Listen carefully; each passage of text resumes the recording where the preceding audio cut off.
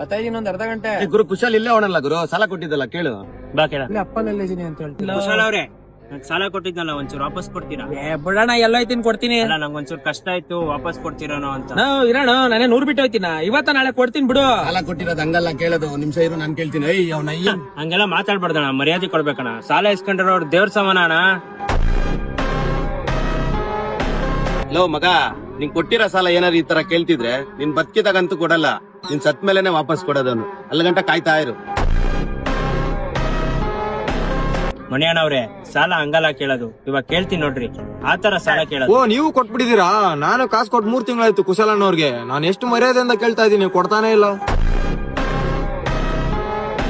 ಕುಶಾಲ್ ಅವ್ರೆ, ನೀವ್ ಕಷ್ಟ ಅಂದಾಗ ನಾನ್ ಕಾಸು ಕೊಟ್ಟಿದ್ದೀನಲ್ವಾ, ಇವಾಗ ನನಗ್ ಕಷ್ಟ ಐತೆ, ನಾನ್ ಕೊಟ್ಟಿರೋ ಕಾಸು ನೀವ್ ವಾಪಸ್ ಕೊಡ್ಬೇಕು ತಾನೇ? ನೀನ್ ನನ್ ಕಷ್ಟಕ್ಕೆ ತಾನೇ ಕಾಸು ಕೊಟ್ಟಿದ್ದು, ಇನ್ನು ನನ್ ಕಷ್ಟನೇ ತೀರಿಲ್ಲ. ನೀನ್ ಎಲ್ಲಿಂದ ತಂದ್ಕೊಡ್ಲಿ ನಿನ್ ಕಾಸ?